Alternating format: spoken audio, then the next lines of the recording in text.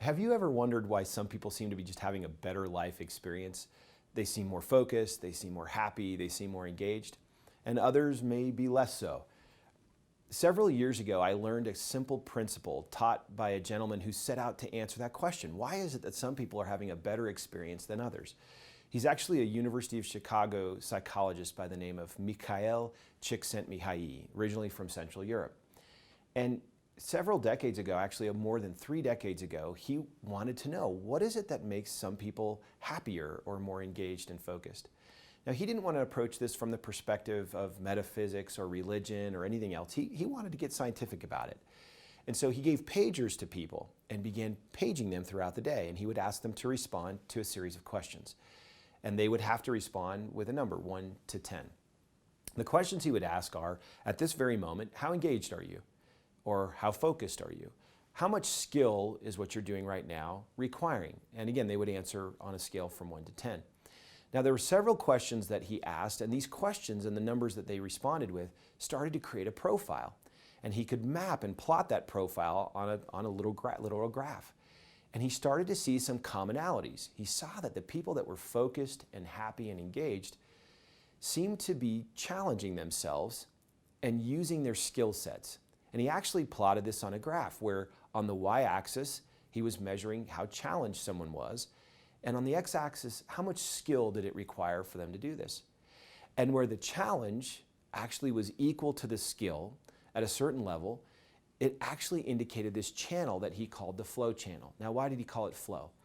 He would interview people and ask them, what is it about this activity that you're doing that makes you excited or engaged? And what he found out is they oftentimes said, I just feel like in this moment I was in flow. Time distorted. There was value in what I was doing, inherent to what I was doing. I wasn't doing it for a paycheck. I was doing it because I loved it. A lot of these people were artists or athletes, and many of them were business people, but they were doing what they did out of a love, and they were challenging themselves and using their skills to their fullest. And Dr. Csikszentmihalyi named this the flow channel. And what he learned was that people are most engaged and self-actualization is most likely to occur when there's a certain amount of challenge in life married with a certain amount of skill. And if the challenge in your world dropped, but your skill level stayed the same, you might find yourself in a different situation, an actual situation where you're in control. A little bit less in this flow channel, but in control. You're still happy, you're confident. But if you really wanted to get back to this place of flow where time distorts and you're doing things that you know you can accomplish, you would have to introduce a new challenge. And lifting that challenge up would then push you back into the flow channel. Similarly, if in this particular case you had a high degree of challenge but a lower level of skill, in this particular case it might take you out of the flow channel and put you into what he referred to as arousal, an awakening. This challenge is a little more than I'm capable of doing. And that has to be met with what? An increase in skill sets that push me back into this flow channel. Now, he mapped the whole human experience beyond just flow and control and arousal, but said if the challenge is even lower, but the skill set stays the high, then it's relaxation. You might be in a position where you're saying, I can do this, I have the skills to do this, but I'm not pushing myself up. Again, in order to get back into flow, you might have to take a significant lift in your challenge.